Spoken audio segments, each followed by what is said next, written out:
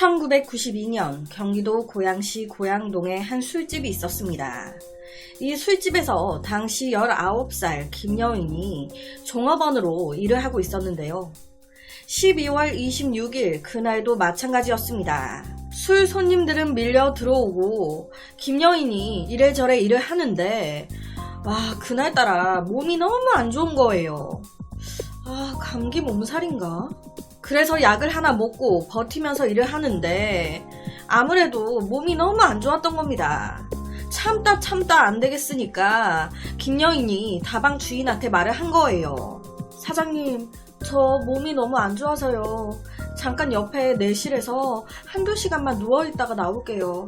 정말 죄송해요. 이 다방 주인이 봐도 상태가 너무 안 좋아 보이니까 그래. 아이고, 무리하지 말고 푹 눈 좀 붙이다가 나와. 이렇게 된 겁니다.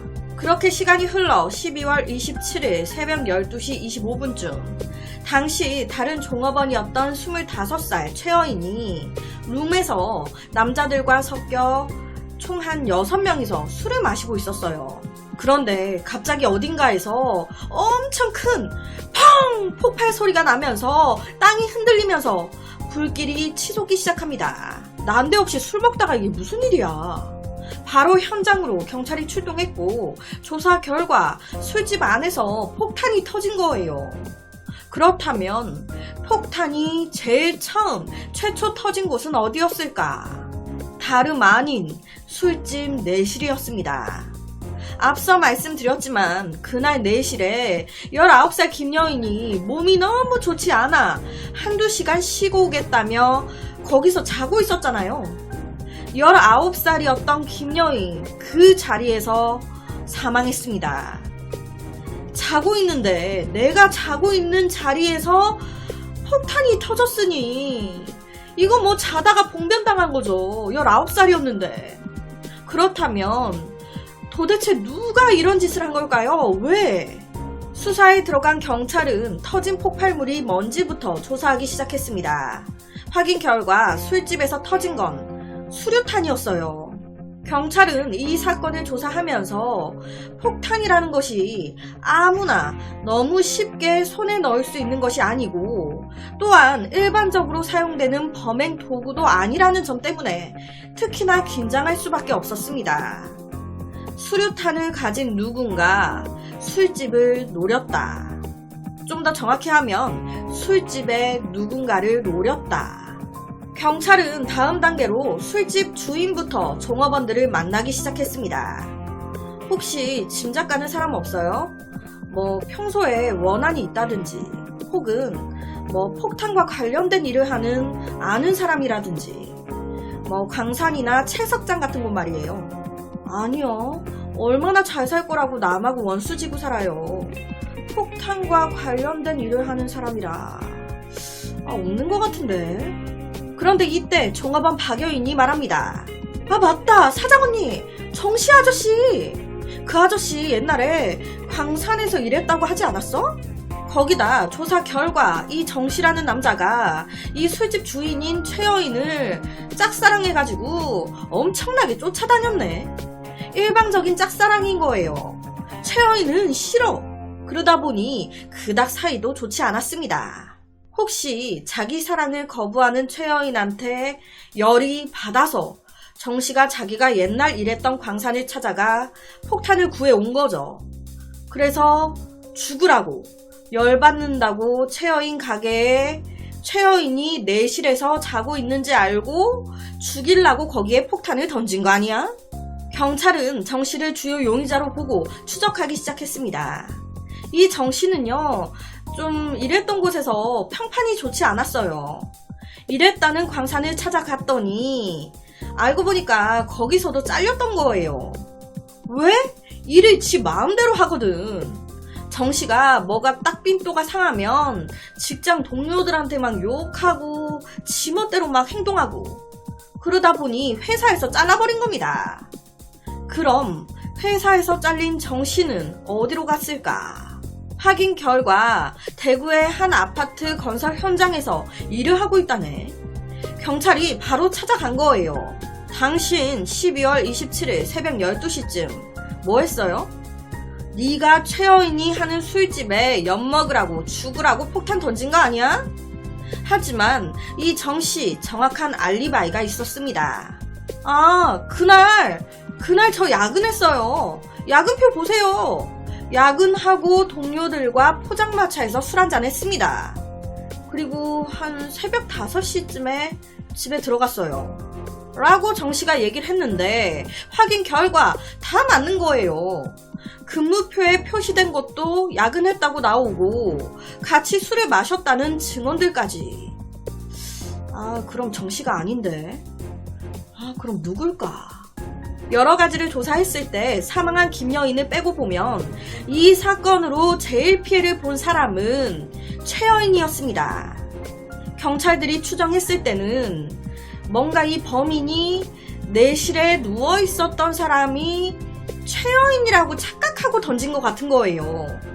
사망한 김여인도 그렇고 다른 종업원들 주변 탐문 수사 결과 해를 가할 특별한 용의자가 안 추려지는 겁니다. 하지만 딱 한 명, 이 술집 주인 최여인은 달랐습니다. 정씨가 아니라는 게 확인되고 불현듯 최여인이 한 남자가 딱 떠오른 거예요. 그 사람은 20대였던 강씨. 최여인이 한 2, 3주 전에 우연히 지인을 통해서 강씨를 소개받은 거예요. 키도 크고 잘생겼어. 영화배우로 일한다는데.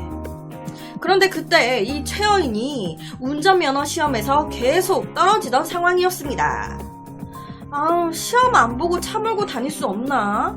아, 계속 떨어져. 아, 짜증나. 그런데 이 소리 들은 강씨가 이런 말을 합니다.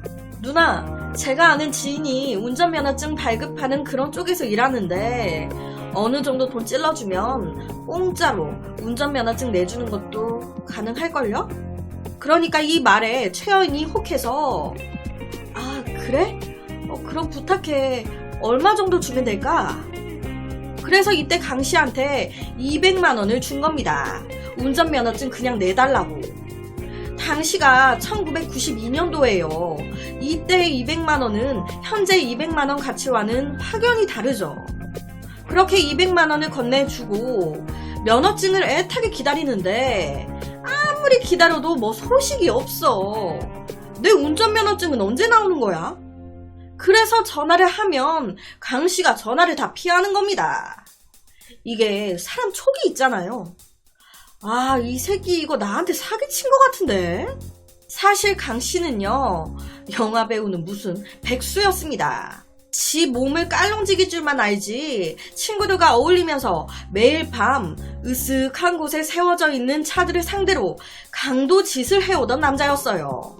강도짓으로 돈을 벌어먹고 살던 남자.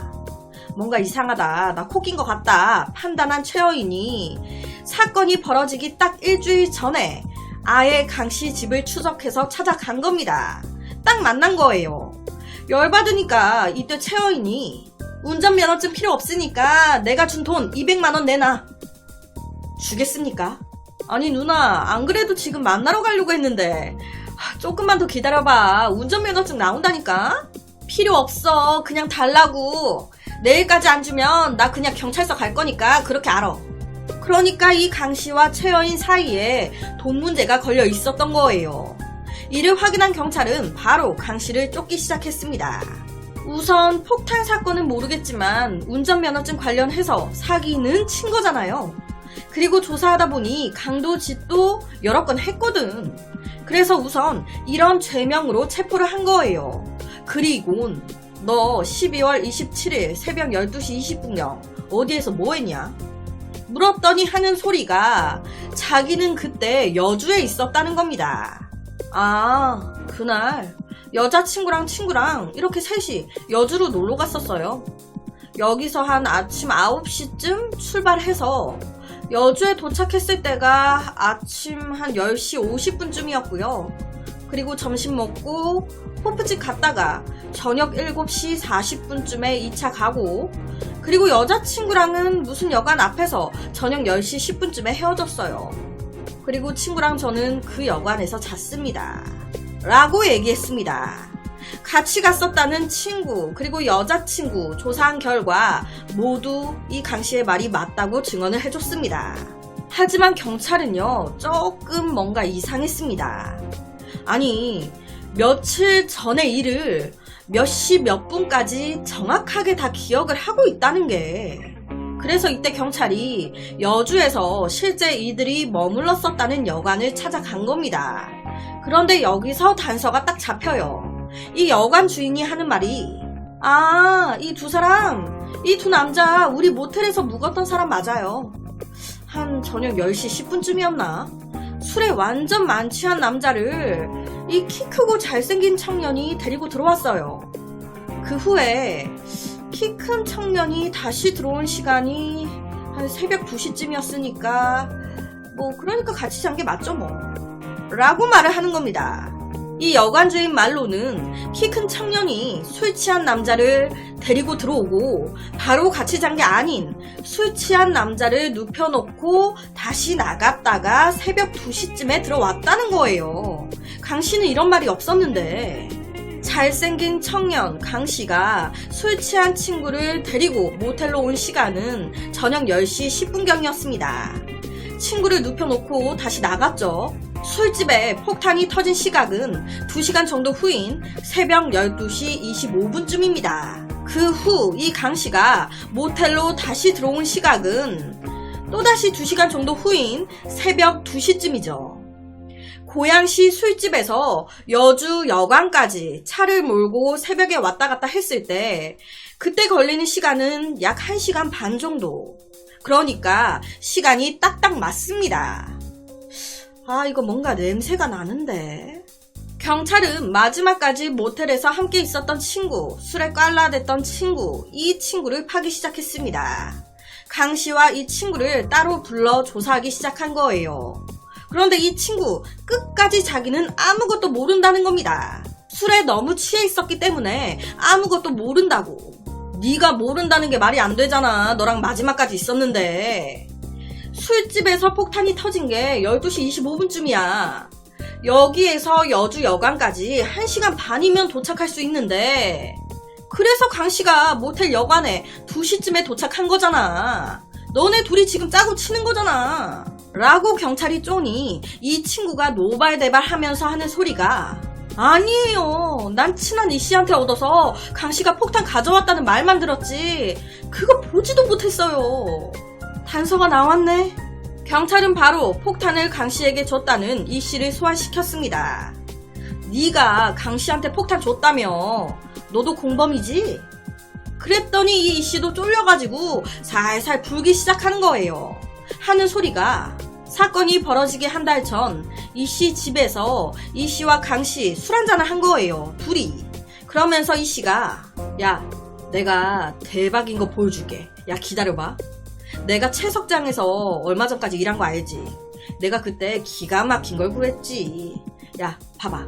만지지는 말고 보기만 해야 돼. 하면서 수류탄을 꺼낸 겁니다.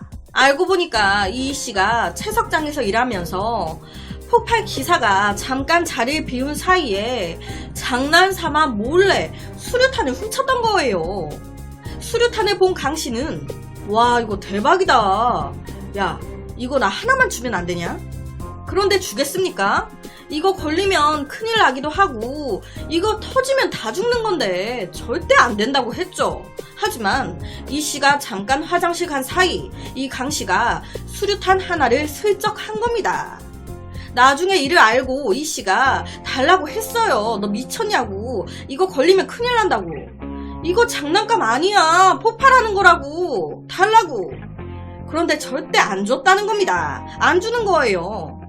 그러다가 이 사건까지 벌어진 거예요. 이렇게 폭탄에 대한 증언까지 나와 버리니 강씨 얼마나 발뺌하겠습니까? 자백하기 시작한 겁니다. 죄송합니다. 제가 그랬습니다. 범행 이유는 돈이었습니다. 돈 200만 원을 줘야 되는데 있어도 주기 싫고 돈도 없거든. 그런데 이 아줌마가 경찰에 신고할 거라고 협박을 하네. 이걸로 경찰서 가게 되면 그동안 강도짓 한 거에 다 줄줄이 걸릴 텐데. 아씨 어떡하지? 하다가 폭탄을 손에 쥐게 됐고 아싸리 죽여버리자 했던 겁니다. 우선 강씨는 알리바이가 필요했습니다. 그래서 일부러 자기 여자친구와 친구한테 여주로 여행 가자고 한 거예요. 그렇게 쭉 다 놀고 저녁 술 취한 친구를 여관에 먼저 눕혀놓고 바로 고양시 술집으로 날아온 겁니다. 호주머니에 수류탄을 고이 숨긴 채 말이죠. 그런데 술집 주인 최여인이 안 보이네. 최여인을 찾으면서 술집 안을 돌아다니다가 술집 내실에서 얼굴은 안 보이고 홀로 누워있는 여자 다리를 본 겁니다. 최여인 여기 누워있었네. 너 잘 걸렸다. 그래서 거기에 수류탄을 뽑아 던지고 바로 다시 여주 여관으로 토꼈던 거예요. 거기 누워있었던 사람은 종업원 19살 김여인이었는데 이게 무슨 정말 솔직히 이게 무슨 개죽음입니까 이게. 이 사건은 강씨가 저수지에 버렸던 폭탄 찌꺼기를 찾아냄으로써 마무리 지어졌습니다. 하지만 이 사건은 김여인의 죽음만큼이나 폭탄을 범행도구로 사용했다는 사실만큼이나 자신의 강도 행각을 은폐하고 고작 그 200만원 그 돈 주기 싫어서 너무 쉽게 사람을 죽여야겠다 결심하고 행동으로까지 옮긴 범인의 대담한 행동이 더욱더 충격적으로 느껴졌던 사건입니다. 이 사건이 처벌에 대한 기사는 따로 없더라고요. 와, 폭탄을 이렇게 쉽게 일반인이 손에 넣었다는 것도 대박이고 이걸 살인 도구로 썼다는 것도 대박이고 그 살인마의 행동에 엄한 사람이 또 죽었다는 것도 대박이고 참, 그래서 오늘은 다신 발생돼선 안 될 너무 안타까운 한 살인사건을 가지고 왔습니다.